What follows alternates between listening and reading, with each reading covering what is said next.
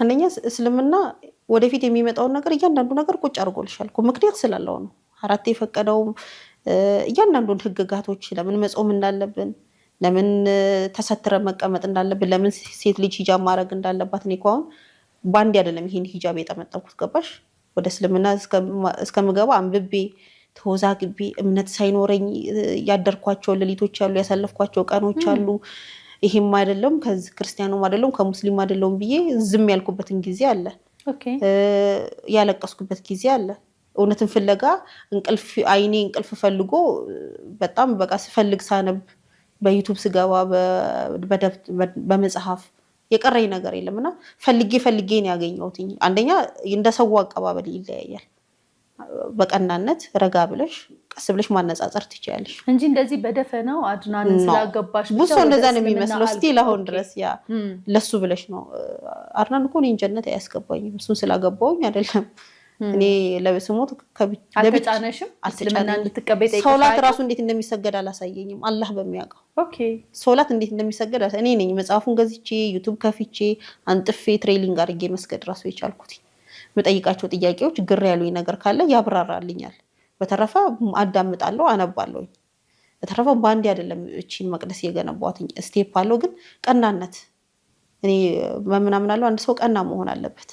የሆነ ነገር አጣመሽ ምረዳ ሲሆን የተጻፈልሽ እንድናነብ ነው አይደል? ማንም ሰው ሊያስረዳኝ አይገባም። የተጻፈውን ካገኘሁኝ ይሄ እምነት ከዚህ እምነት ምንድነው ብዬ አነጻጽሬ ነው የገባሁት እንጂ አንድ ቀን ቁሽ አድርጎ በማግባትሽ ውስጥ አይደለም እስልምናን የተቀበልኩት። እስልምናን የተቀበልኩት አንደኛ ኖር ያለው እንዳልኩሽ አረብ ሀገር ኖር ያለው የሚያካሂዱትን እያንዳንዱን እንቅስቃሴ አይቻለሁ። መስገዳቸው በጣም አድርጎ ነው የሚያስደስተኝ።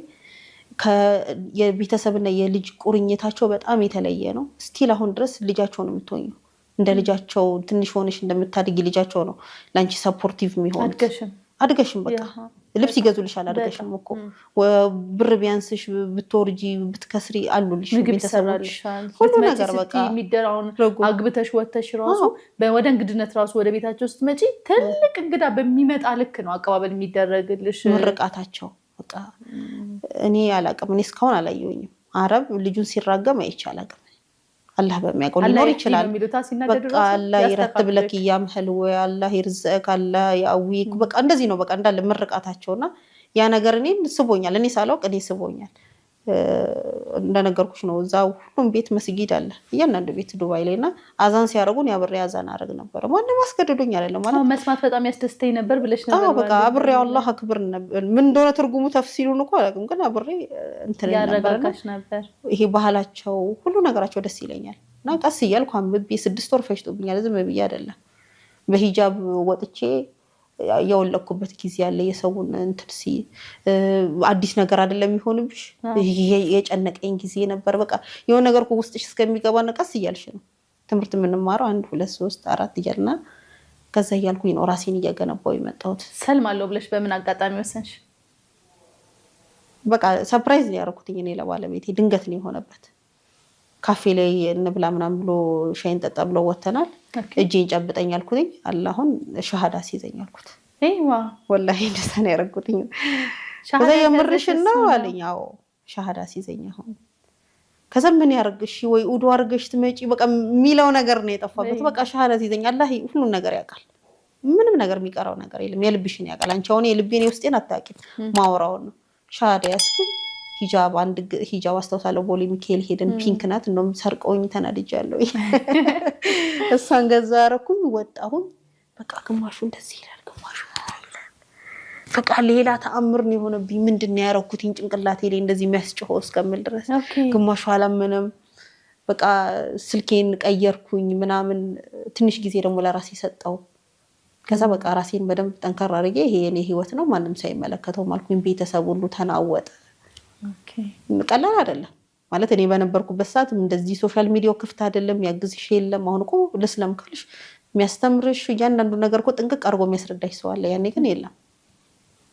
ያው ህይወት ቀጥል እያልኩኝ ግማሽ ሂጃብ ነበረ። ቀስ እያልኩ ያው ማሻአላ እዚህ ጋር ደርሳል። ማሻአላ። መጀመሪያ ጊዜ ከሰለምሽ በኋላ ያደርሽውን ሌሊት ታስታውሻለሽ? የመጀመሪያ ነውጥ ታውቂያለሽ? ነውጥ ነው ያየሁት። ውስጥሽ ይናወጣል። የሆነ ደስ የሚል ነገር እኮ አለው። ደስ ብሎኛል። ከዛ በኋላ ግን ውስጥሽ በቃ የሚጨንቅሽ ለመተንፈስ ራሱ የሚያቅትሽ ነገር በጣም ውስጥ የተናውጧል። ስሰግድ ደግሞ ሰላም ይሰማኛል። አላሁ አክበር ብዬ ሁሉ ነገር ጸጥ ይላል። በተረፈ ይሄ የሰውም አለ ስልኩም አለ ቤተሰብም አለ ነውጥ ነው። በቃ ሁሉም እኮ የራሱን አስተያየት ነው የሚሰጥሽ። ትክክል ነሽ አይደለሽም እኮ አይደለም አስተያየት ነው ሁሉም የሚሰጥሽ እና ከባድ ነው። ቀላል ጊዜ አላሳለፍኩም። የመጀመሪያ ሌሊታችሁ እንዴት ነበር? የመጀመሪያ ሌሊታችሁ እንዴት ነበር? በቃ ጓደኞቹ ነበሩና ሲያዩኝ አስታውሳለሁ። የመጀመሪያ አምሮኝ ችግር ነበር የሄድኩትኝ ሂጃብ አድርጌና እዛ የሚሰራው ሼፍ የባለቤቴ ጓደኛ ነውና ማንም ሰው አላመነም። በቃ በጣም ነው የተደመሙት። ሁሉም መብሩቅ ማሻላ መብሩቅ ማሻላ በቃ ማሻላ በቃ ተያያልኩሽ እና ደስ ይል ነበር። ስወጣ ደግሞ ሌላው ሰው ደግሞ የዛ ተቃራኒ አልቅሶ የሚቀበልሽ አለ። በቃ በጣም ብዙ ነገር በጣም እና በቃ ፊሊንግም ይገባል። በጣም ከባድ ነው። ከባድ ጊዜ ነው ያሳለፍኩት። ስጦታ ሰጠሽ? ምን አደረገልሽ? ሂጃብ ተገዛልኝ፣ ስልክ ተገዛልኝ፣ ፓወር ባንክ አልቀራቸውም። በቃ ምንድነው የሚያስፈልግሽ? ሁሉ ምንድነው የሚፈልግሽ? አድናን ምን አደረገልሽ? በቃ አንቺ አለኝ እንዳንቺ የታደለ ሰው የለም። በፊት የሰራሽው ኃጢአቶችሽ እንዳለ ተደምስሰው አሁን ዜሮ ነሽ። አስቢ አሁን እኔ አንቺ ከኔ ተስፈለሽ አላለኝ። ምክንያቱም የኔ ኃጢአት እየተከማቸ ነው የመጣው። አንቺ ግን አሁን ከኃጢአት ንጹህ ነሽ። ከዚህ በኋላ የምትሰሪውን ነገር ነው የሚመዘገብልሽ እና በጣም በቃ መብሩቅ። ብዙም እንትኑን መግለጽ አይችልም እንደኔ አይደለም ስሜቱን፣ ግን በጣም በጣም ነው ደስ ያለው።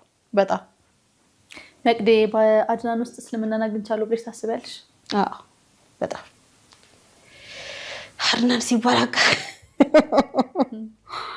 ያሳዝነኛል በጣም በብዙ ነገር ማለት ችሎኛል። በጣም ቀውጢ ሰው ነበርኩ። ቀውጢ ስልሽ ጋጥ ወጥነት ሲሆን በጣም እንትን ያልኩ ሰው ፈታ ያለ ሰው ፈታ ብዬ ግን በቃ አለም ድብልቅልቅ ያለችብኝ ሰው ነበርኩ። ሁሉ ነገር የተደበላለቀብኝ ምኑን ይዤ ምኑን እንደምጨብጠው አላቅም። ምን እንደሚያስፈልገኝ አላቅም። ውስጥ ሰኪና የለም ነበረ። የተረጋጋ ሰው ታውቂያለሽ። ቤት በቃ ከሀገር መውጣት ፈልግ ነበር። እሱን ራሱ አግብቼው መተው ፈልግ ነበር። ፍታኝ ብዬው አውቃለሁኝ። 2 ለምኜዋለሁ ፍታኝ ብዬ እና እርጋታን ሰብር እኮ ጥግ አለው ይመስለኛል። የሆነ አንድ ሰው ሰብር ይኖረዋል እስከሆነ ድረስ፣ እሱ ግን የሰብሩ ጥግ የለውም፣ ማብቂያ የለውም። እና በጣም ብዙ ነገር ቀይሮኛል አድናን ከምልሽ በላይ ታግሶኛል። የመጀመሪያው ነገር ታግሶኛል። ይቅርታ አላለቅስም ብዬ ነበር ዛሬ አስረጋሽ። እንዴት ነው ከአንቺ የበለጠ ሰው ሁሌም የምለው እንዴት ነው ትዳር ላይ ከኔ የተሻለ ሰው ባስተሳሰብም በእያንዳንዱ ነገር ተሽሎ ብዙ ነገር ህይወት ኤክስፒሪየንስ ያለው ያሳለፈ ሰው ቢሆን አሪፍ ነው። እኔ እንደዛ ነው የምለው። ማንም ሰው እናግባ ሲሉ ያ ሰው ከእናንተ የተሻለ ነው ወይ ባስተሳሰብ። ግዴታ ብር አይደለም። እኔና አድናን ብር አይደለም ያገናኘን። አንድ ቀንም ከሀገሬ ዜጋ ውጭ አገባለሁ ብዬ አስቤ አላውቅም። ግን አላህ ከትቦልን አላገናኘን። ሁለተኛ ሚስትም ሆናለሁ ብዬ አስቤ አላውቅም። ግን በቃ እሱ የራሱ ውሳኔ ነው፣ እኔም የራሴን ውሳኔ ወሰንኩኝ። ማንንም እጎዳለሁ ማንንም እጠቅማለሁ ብዬ አይደለም፣ የኔ ህይወት ስለሆነ ብቻ ነውና በጣም ብዙ ነገር አስተምሮኛል። እንዴት ማለፍ እንዳለብሽ፣ አብሶ የችግርሽ ቀናቶች እንዴት ማለፍ እንዳለብሽ። ምክንያቱም የታክሲ አተን በእግራችን የሄድንበት ጊዜ ያለን እነሱ ምን እያደረጋችሁ ነው ስንመራ፣ ኧረ ኤክሰርሳይዝ እናድርግ ብለን ወክ እናድርግ ምናምን ብለን ያለችንን 10 ብር ቤቱ ሰራተኛ ስለነበር ለእሷ እንጀራ መግዣ አስቀምጠን ግማሹን መንገድ በእግራችን። ብዙ ሰው ግን ሁለተኛ ሚስት ስለሆንሽ እንደዚህ አይነት ቻሌንጂንግ ያለብሽ አይመስለውም። ያው ሰው ለብሶ ሲወጣ እኮ ይሄ ልብሳችን በጣም ብዙ ነገር እኮ ነው። ሚስት ሁላችንም ያለ ልብስ ብንታይ ብዙ ነገር አይባችን ይወጣል። እና አረብ ሲባል ወይም ሌላ ሀገር ዜጋ ካገባሽ ብር ነው በቃ የመጀመሪያው ነገር። ሰው ብር ነው እንጂ የሚታየው እውነት እነዛ ሰዎች ተፈላልገው ፍቅር ይዟቸው ተግባብተው ነው ወይ የሚል የለም። እና ሁሉም ሰው ታርጌት የሚያደርገው ብር ነው። እኔ እና እሱ ስንገናኝ ተመሳሳይ ሰዎች ነን። አብረን ነው ሬስቶራንቱንም ክፉንም ደጉንም ሁለቱንም ቤት ስናስተዳድር የነበር ስንተጋገዝ። ስራ ቦታው እኔ ነኝ ብዙ ጊዜ ያለሁት። ምንም ነገር ቢመጣ እኔ ሁሌ ከሱ ፊት ነኝ ያለሁት። እና ያው ተጋግዘን ነው እዚህ ጋር የደረስነው። ምናልባት ዛሬ ላይ በጣም ቦታ እንደሚሰጥሽ ስታወሪ ሰምቻለሁኝ እና ይሄን ቻሌንጅ አብረሽው ስለተጋራሽው፣ ስላዳመጥሽው፣ ስላሳለፍሽ ይሆናል ይሄ ቦታ የተሰጠሽ? አዎ አንደኛ ነፃነት ማለት የትም ሀገር እኮ የሆነ ጦርነትም ሲኖር ምንም ሲኖር ሰው ለነፃነቱ ሲል መስዋዕት ይከፍላል። ነፃነቱን እሰጠዋለሁ። ነፃነቱን ስልሽ ልቅ እያረኩት አይደለም። በአግባቡ ያንድን ወንድ ልጅ ጭቅጭቅ አይፈልግም፣ ንዝንዝ አይፈልግም። ከሚስቱ የሚፈልገው ነገር ይኖራል። እንድትተውለት እንዲቀር የሚፈልገው የመጀመሪያው እኔ ስንጋባ ስልክሽ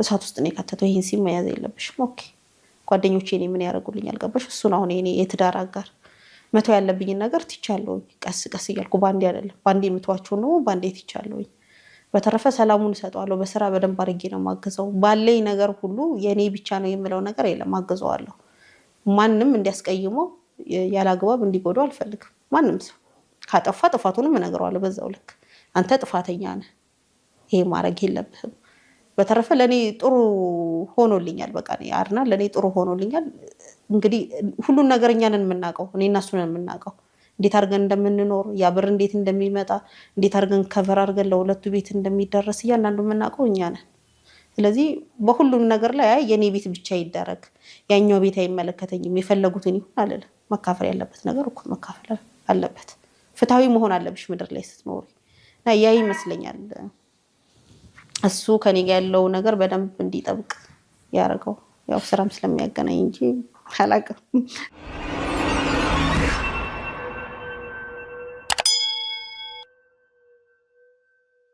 እኛ የፈርኒቸር ግብአቶች ውሃ ልክ ነን። ራማስ ትሬዲንግ በአስተማማኝ ሁኔታ የፈርኒቸር ግብአቶችን በማቅረብ እንታወቃለን። በዚህም ደንበኞቻችን ምስክር ናቸው። ለኤምዲኤፍ፣ ለጎልደን አልሙኒየም ፓኔል፣ ለWPC፣ ለሳፋሪያ ፍላጎቶ እኛን ይምረጡ።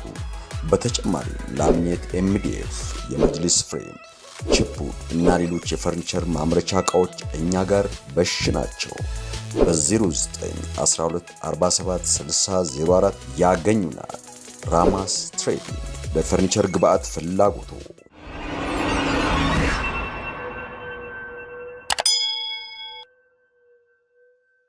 ያው በብዙ ቪዲዮ ላይ የቲክቶኮች ላይ ደስተኛ መስሎ የሚቀርቡ ሰዎች ይኖራሉ። አንቺ ግን ሪያሊቲው ደስተኛ ነኝ፣ በጣም ደስተኛ ነኝ፣ ባሌን ኤክስፕሪን የማደርግበት መንገድ የለኝም፣ ያንሰዋል ቃላት እያልሽ ነው። በዚህ አክል እየኖራችሁ በዚህ ልክ ያንቺን ኑሮ የኑሮ ዘይቤ መውቀሳቸው ከምን አንፃር ነው? አንደኛ እኛ ሀገር ችግሩ ምንድነው? አንድ ቪዲዮ እስከ መጨረሻውና ሐሳቡን ግልጽ አድርጎ ሰው አይረዳም። የሆነች ፖይንት ብቻ ነው ከዛ ውስጥ የሚስበው። ሁለተኛ እኔ የማወራው ለሙስሊሙ ህብረተሰብ እንጂ ለሌላው እምነት ተከታይ አይደለም። እኔ እምነቴ ሙስሊም ነው። ስለዚህ የማወራው ነገር ከዚህ ጋር የተያያዘ ስለ ዲን ነው የሚሆነው ማለት ነው። ከኔ የበለጠ ደግሞ የሚያብራሩ በሸሪያው የታወቁ ኡስታዞች አሉ። ገባሽ? ግን ምን ሆነ መሰለሽ እኔን እየተቃወሙኝ ሳይሆን በሚሰሩት ቪዲዮዎች ኮሜንቶች የምታይ ከሆነ ዲኑን ነው እየተቃወሙ ያሉት። ምክንያቱም እኔ አይደለሁም ሁለተኛ ሚስት አግቡ ብዬ የፈቀድኩት፣ ዲኑ ነው የሚፈቅደው። ዲኑም ሲፈቅድ መስፈርት አለው፣ እንዴት አድርጎ ማስተዳደር እንዳለበት ድንጋጌው እንዴት እንደሆነ ገባሽ? አሁን ባለቤቴ እኔን ያገባበት ምክንያት ይኖረዋል። ሲያገባ ታዲያ ያችኛዋን ትቶ ያችኛዋን ጎርቶ አስቀይሞ በድሎ አይደለም፣ እኩል አስተዳድሮ የሚደረገውን ነገር ያቅሙን። ምክንያቱም ይሄ ኃላፊነት ነው። ለወንድ ልጅ ሰው እንደቀላል ይረዳዋል እንጂ ስለ ሴቷ ብቻ ያስባል እንጂ ለወንድ ልጅም በጣም ከባድ ነው። በነገራችን ላይ ሁለት ቤት እንኳን የራስሽ ቢኖርሽ ምግብ አለ፣ ልጅ አለ፣ አስተሳሰብ አለ። እኔ ያድጋ ያለው አስተሳሰብ እሷ ጋር ደግሞ ላይኖር ይችላል። ገባሽ? ያን ማራመድ ራሱ በጣም ትልቅ ሀቅ መወጣት ያስፈልገዋል። ሰብር ያለውን ሰው ነው ማግባት የሚችለው። ቀላል አይደለም። አራት አይደለም አንድ ሴት ማስተዳደር በሲሳት ከባድ ነው።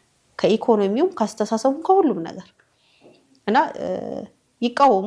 ማንም ሰው መቃወም መብት አለው። ሲቃወም ግን በስነስርዓቱ እንጂ እኔ ለሆነ ነገር ፈልጌ እዛ ትዳር ውስጥ እንደገባው ወይም እስልምና ውስጥ እንደገባው የሰው ሕይወት እንዳበላሸው ተደርጎ የሚሰራው ነገር ትክክል አይደለም። መቃወም ካለባት ኡስታዞችን መጠየቅ ነው፣ በአግባቡ ደግሞ መጠየቅ ነው ብዬ ነው የማስበው። በተረፈ እኔ መቅደስ እና አርናን አላህ ነው ያገናኘን። አላህ ነው የሚያውቀው መጨረሻችን ምን አይነት እንደሆነ። እንደማንኛውም ኢትዮጵያዊ ኑሮ እንደሚፈትነው እየወደቅን እየተነሳን እያገኘን እያጣን እንኖራለን። እኔ ደግሞ ሳይሆን ችግሩ አሁን እኔ ጋር አይደለም። እንዴት ነው ብዬ ልንገርሽ? አስተዳዳሪው እሱ ነው። ተጎዳው ተቸገርኩኝም ካልኩኝ የሚጠየቀው ባለቤቴ ነው እንጂ ከኔ በፊት የነበረችው ወይም ከኔ በኋላ የመጣችው አይደለችው። ስለዚህ የመጀመሪያው ከተጎዳች ከተቸገረች በኋላ ነው መጠየቅ የምትችለው። ከዛ ደግሞ ሸሪያው አለላት። ገባሽ? አማራጭ አለሽ። እዛ አካባቢ ተጎዶ የሚል ሰው ካለ እኔ አይደለም መጠየቅ ያለበት። እኔ የራሴ ኑሮ እኖራለሁ። እሱ ከሚያደርግልኝ ተጨማሪ ደግሞ ለራሴ ስራ ፈጥሬያለሁ። በቲክቶክ ብር አገኛለሁ። ለራሴ የምፈልጋቸውን አላማዎች አራምዳለሁ። ስለዚህ መቅደስ የሆነ ነገር ለየት ሆና ከተገኘች እሱ ብቻ ነው የሚረዳት የሚባል ነገር አይሆንም። እኔ ደግሞ የራሴ ገቢ ምንጭ አለኝ። እንደውም እኔ እያገዝኩት ነው፣ እሱም ብሏል ባለፈው እየተጋገዝን ነው የምንኖረው። ስለዚህ ዘጋ የመጀመሪያ ሚስት መጎዳት የለበትም፣ ሁለተኛ መጎዳት የለበትም፣ ሶስተኛም አራተኛም ካለችም እንደዛ። እኔ የራሴን ህይወት እኖራለሁ፣ ልጆች አሉኝ፣ አስተዳድራለሁ። በጣም ትልቅ ኃላፊነት አለብኝ እኔ በግሌ በራሴ። በተረፈ እኔና ባሌ መላኮች አይደለም። እኔ ላጠፋ እችላለሁ፣ እሱም ሊያጠፋ ይችላል። እዛ ጋር ማሳየው ምናልባት ህይወቴ ለአንዳንድ ሰው ላይ ይዋጥለት ይችላል። ሁሉንም ማስደሰት ደግሞ አልችልም አይደለ? ሁሉንም ደግሞ ማስከፋት አልችልም። እኔ የሚወደኝ ይከተለኛል፣ ማይወደኝ ደግሞ እኔን አንፎሎ ማድረግ ይችላል። በተረፈ እኔና ባሌ ሁሌ ደስታ ሆነን ሁሌ ፍቅር ሆነን አንኖርም። ይሄ ውሸት ነው። እንደዚህ ሶሻል ሚዲያ ላይ ከታየ በጣም ውሸት ነው።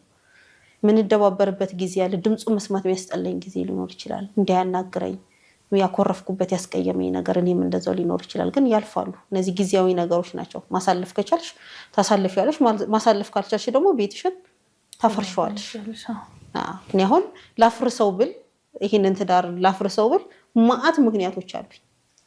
እንደው ሰበብ ልፈልግ ካልኩኝ ወላሂ የምንጣላበት ግን መተላለፍ፣ መቻቻል፣ መተጋገዝ የሚባለው ነገር ፍቅር ብቻ አይገነባም ቤት። እኔ የተረዳሁትኝ ያለው ከትዳር ህይወት ውስጥ ፍቅር ብቻ ምንም አይሰራ፣ ገንዘብ ብቻ ምንም አይሰራ። ፍቅርም ያስፈልጋል፣ ገንዘብም ያስፈልጋል፣ መቻቻልም መተላለፍም ያስፈልጋል። በተረፈ ህይወትሽ ውስጥ ለተፈጠረ ነገር ለማይቀየር ነገር እኔ አሁን ሶስተኛ ብትመጣ ምክንያቴን እጠይቃለሁ። ለምንድን ነው የተገባብኝ? ይከፋኛል እኮ አሁን ብዙ ሰው እኔን የሚያስበኝ አይከፋ። ለምንድን ነው የማይከፋኝ? እኔ ሰው ነኝ እኮ ይከፋኛል። ግን ሶስተኛ የመጣበት ምክንያት ምንድን ነው?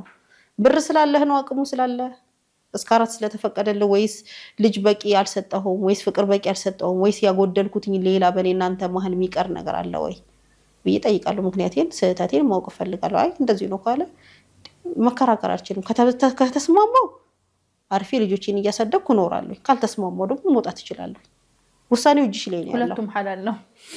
ውሳኔው እጅሽ ላይ ነው ያለው። ግን እኔ ህይወቴን አላፈርስም፣ አላሽሽም። አሁን ሌላ ሶስተኛ ብትመጣ እኔ ህይወቴን አላፈርስም። እንደውም ከልጆቼ ጋር ማሳልፈው በቂ ጊዜ ያገኛል። እንምረጥ ብንልና